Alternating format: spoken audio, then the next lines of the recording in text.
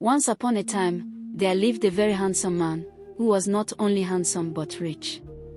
His name was Kofi, and he was of marriageable age. One day, Kofi met a very beautiful woman, who he loved with all his heart, and decided to marry.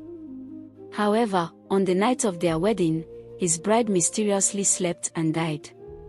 This was a very devastating time for Kofi, who could not get over the fact that the woman that he loved was no more. He mourned her death for years and found it difficult to remarry. Kofi spent a few years single, and his father, seeing how devastated he was, introduced him to another beautiful woman, who he urged him to marry. Her name was Oma, and she was the daughter of Chief Owusu, the popular village town crier. Oma was not so keen on marrying Kofi because of the fact that she was in love with another, but her father, because of his long-standing friendship with Kofi's father, forced his daughter Oma into marrying Kofi. He saw their marriage as a means of repaying Kofi's father back for all the help he had rendered to him in the past. So many years ago, when his daughter Oma was still a child, she was chased out of school because of her inability to pay her fees.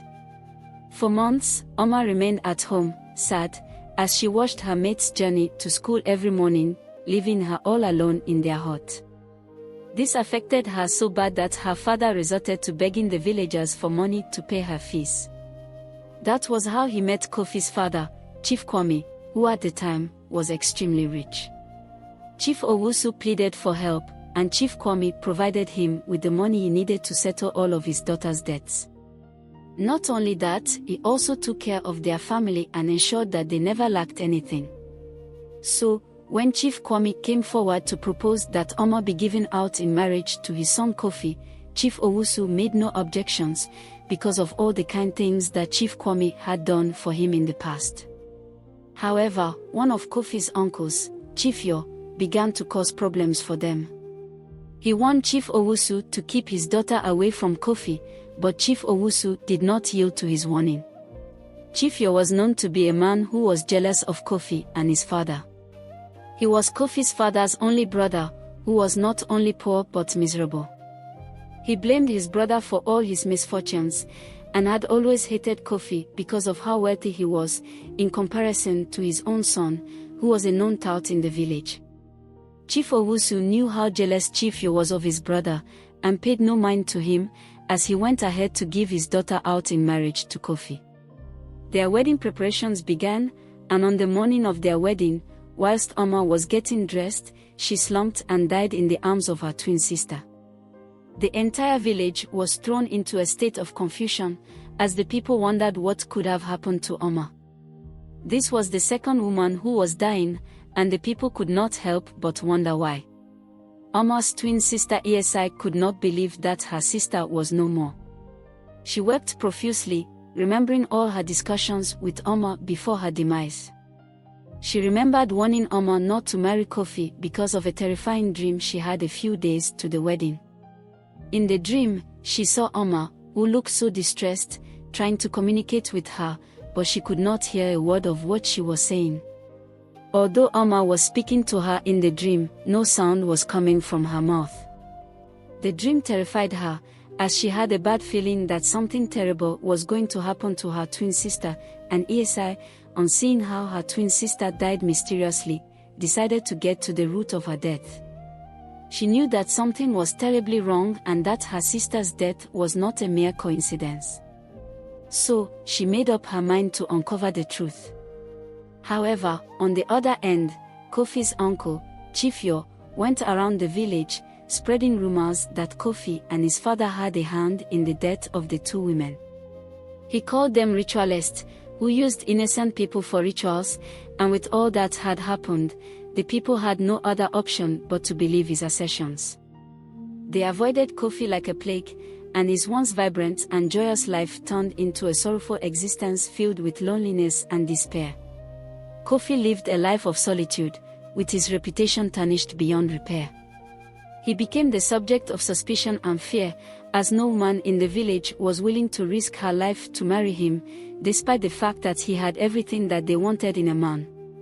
His father approached several families on his son's behalf to find a wife for Kofi, but all the families turned him down, as they could not risk their daughter dying like the other women.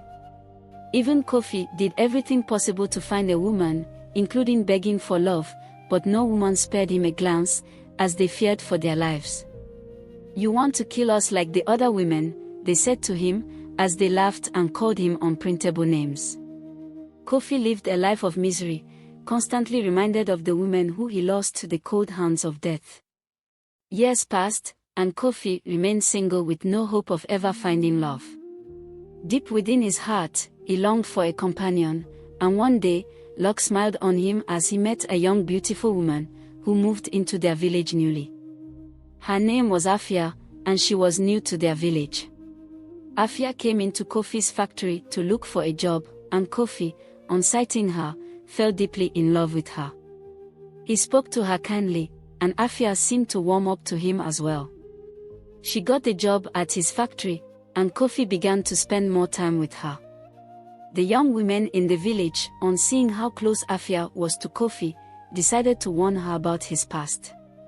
They told her all that had happened to the women who agreed to marry Kofi in the past, and warned her never to consider marrying him, and Afia thanked them for their warning and walked away.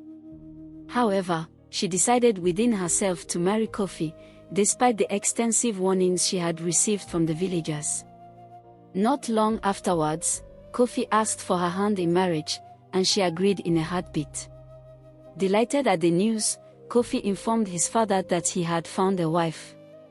His father was so excited to see the joy in his eyes, as he jubilated with him and began to plan for the wedding. Kofi's uncle, however, did not seem too happy with the news. He approached Afia to dissuade her from marrying Kofi, saying that if she loved her life, she would leave Kofi alone, as marrying him would lead to her death.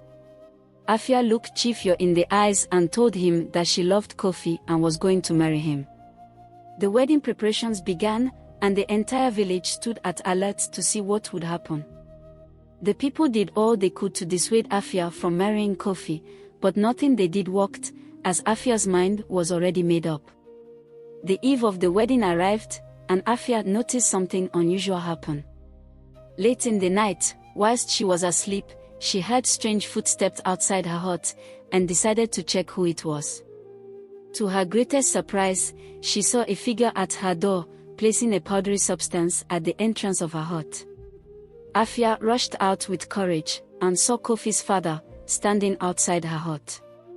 Chief Kwame, on seeing that his evil plans had now been unveiled, tried to use his evil powers to kill Afia, but was shocked to see that his charms were backfiring.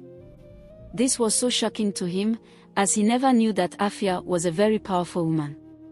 She was a very powerful Christian woman, blessed with great powers. Omar's twin sister Esi met her on one hot afternoon, and narrated her sister's tragic story to her. Afia, after listening to how Omar died on her wedding morning, decided to help Esi to get to the root of the matter. She approached Kofi, knowing all the rejections he had faced in the hands of women. She knew that getting him to marry her was going to be easy, owing to the fact that no woman was willing to marry him. Afia positioned herself in a way that would allow her to uncover the person behind the evil, and was shocked to realize that it was Kofi's own father. She called out for help immediately, and the entire village gathered, and was shocked to see Chief Kwame kneeling in front of her hut. With no room for escape, Chief Kwame confessed to all his heinous crimes. He revealed that he was a ritualist who used people for rituals.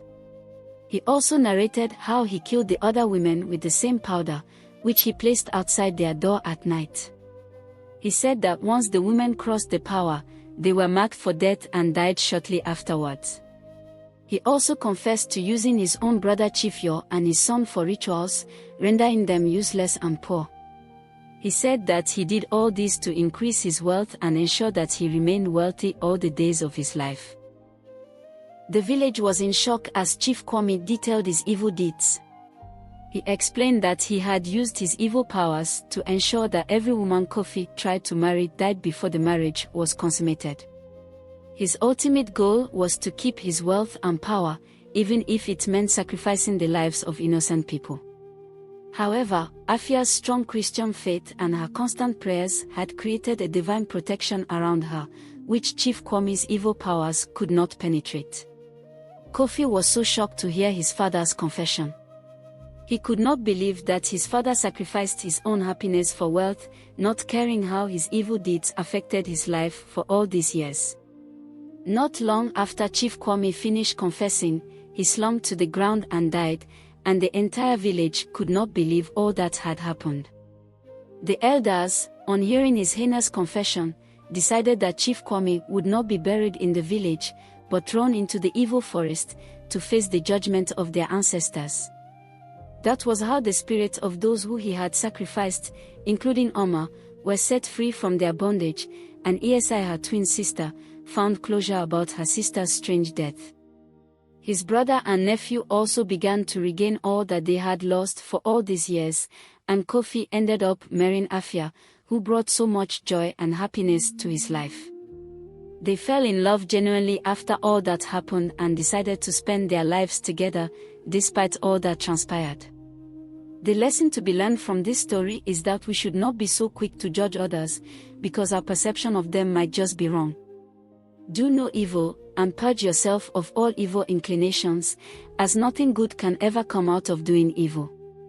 As the wise word goes, the love of money is the root of all evil, so guide your actions and be cautious of things that you do in your quest for wealth. I hope you enjoyed the story.